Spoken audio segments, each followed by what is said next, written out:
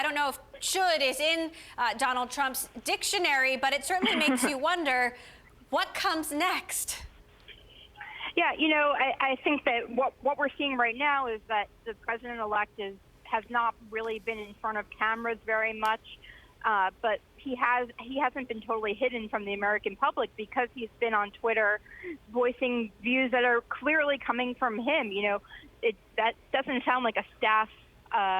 Neither one of the tweets that you read or the other ones sound like they had much staff involvement. They were very much, the candidate wants to say that all the discussion about the electoral vote and about Hillary Clinton having a 2 million vote lead is only because of what he says is voter fraud by undocumented immigrants. And that just fits in entirely to his persona of sort of, needing to always be seen as the winner and to defend himself, and also to make kind of unfounded claims and not really and get them out there and get them spread to millions of people without the filter of a fact check. It's not like he did an interview on TV where he said that and then had pushback from a reporter who could have said, wait, you're saying that there's voter fraud in massive numbers?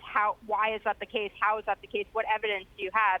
Instead, he can just put it out there on Twitter, and then every news organization in the country and many internationally pick it up and, may say in their headline that's false or that there's no proof behind what he says, but it's still out there. And as he said in that 60 Minutes interview, it is a way for him. There are people who are just getting their information from his Twitter feed, and so they believe that that's correct. Alex Padilla, who is the top election official in California, responded to the tweets about voter fraud, calling those allegations absurd, also saying his reckless tweets are inappropriate and unbecoming of a president-elect. This on Twitter. Yeah. David, what could the impact of the most powerful person in the world be being so direct and unpredictable when he's actually in office? Well, first of all, I think the idea in theory of the president tweeting directly to the people is a good one. It reminds me of FDR's famous radio talks.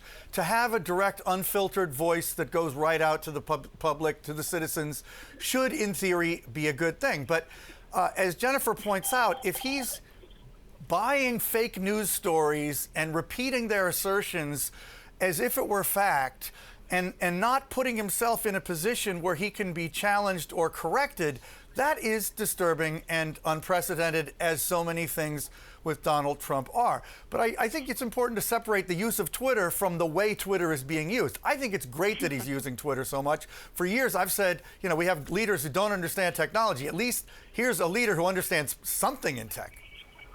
And yet, Jennifer, we had the founder of an up-and-coming social media site last week tell us that Twitter should have kicked Donald Trump off Twitter a long time ago because some of his tweets could be called hateful, could be called offensive or even abusive, and that's exactly what Twitter is trying to crack down on.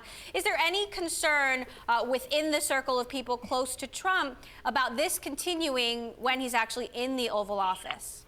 Yeah, I think that this is emblematic of some of the bigger challenges that the people around the president-elect have, is that some of them are very much of the let Trump be Trump attitude and just want him to say whatever's on his mind. And then there are others who want him to become more of a cautious politician, knowing that once he is actually president, even more than as president-elect, every single word he says in any public domain will be parsed incredibly carefully by the press, by the voters, by foreign allies and foes, and that's a very risky thing if it's totally unfiltered.